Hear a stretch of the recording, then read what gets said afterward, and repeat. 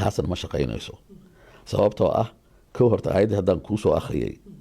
ilaahay subxana wuxuu ku sheegay nabi ibraahim inuu muslim ahaa marka labada usan ahayn kow laba ilaahay qur-aanka wuxuu ku leeyahay ina diina cinda allaahi alislaam diinta islaamka keliya ilaahay subxaana watacaala uu aqoonsan yahay diin sax ah haddana aayaddii lagu soo qatimay qur-aanka alyawma akmaltu lakum diinakum marka ilahay uu tilmaamay diinta inuu dhamaystiray waa diinteena islaamka wuxuu dhahay waradiitu lakum alislaama diina waradiitu lakum alislaam waxaan raali idinkaga ahay islaam keliya si wad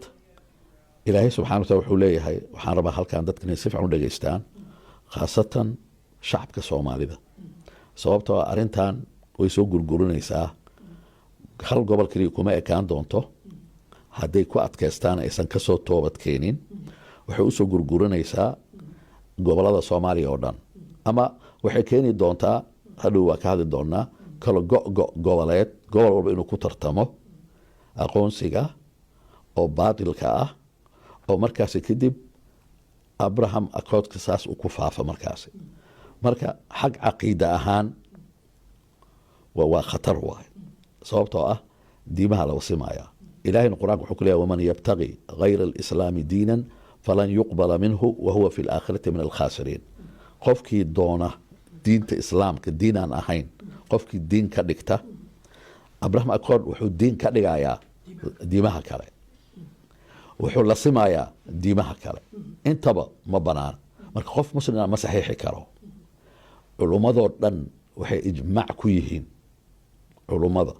oo casriga ah oo akhriyay abraham akood saxiixitaankiisa in ay keenayso shirki iyo gaalnimo sababtoo ah waxaa inkiraysaa hadalka ilaahay ilahi wuxuu leey ina diina cind allahi islaam islaam keliya diin ah laakiin ad waxaa leedahay maya diimaha kalena waa diimo lamid a islaamka ilaahay wuxuu leeyahay waxaan ogolaaday oo keliya aan aqoonsanahay oo qofkii aan aqoonsaneen islaamka adduuniya aakhira wuu khasaaraya waxaa leedahay maya wuu liibaanayaa qofka diimaha kale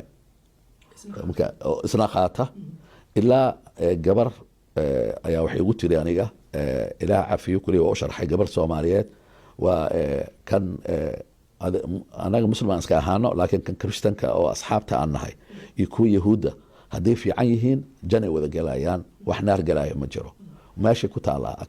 abraham akood waxay leedahay diimaha dhan waa wada saman yihiin dhammaantooda marka maxay kaloo hoos ku wadataa oo khatar ah waxay hoosta ku wadataa iyadoo kooban 4 barnaamij oo waaweyn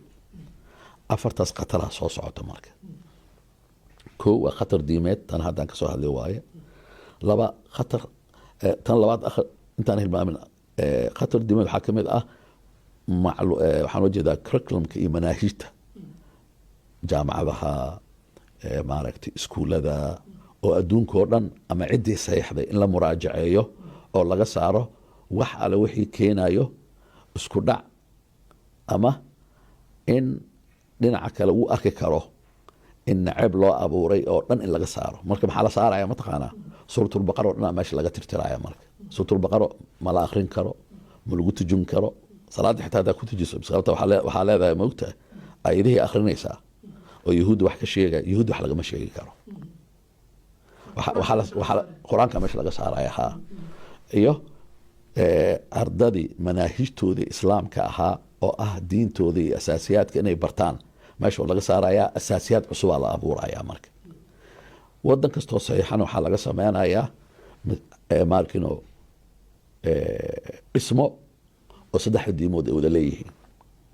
waana la bilaabay hadda abudabi ayaa laga bilaabay dhismahaas waxa waaye dhinacna waa kaniisad dhinacna waa masjid dhinacna waa meeshii yahuudiga ay ku caabudayeen diintooda qof walba wixiisuu soo caabudayaa fiiriya abraham akood ku taalaa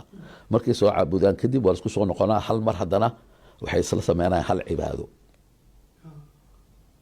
cibaadadaas yes hal cibaado wada sameynayaan cibaadadaas markay wada sameeyaan macnaheedu maxaa waaye mataqaanaa waxaa la isku darayaa aadaanyaasha 3 aadaan ha waa la isku dhex daraya sababta waxaa la rabaa tan qofka waxaa la dhahayaa okay 5 waqti ma soo dukataha waaye hal salaadaan sameynaynaa aadaankaaga samayso allahu akbar kan kalena shalom shalom wuxuu rabu sameynaa kuwa kalena birtiga garaacayaan kadib markaasi hal salaad aan wada tukanno meeshaasaa loo socdaa waa ku fahmay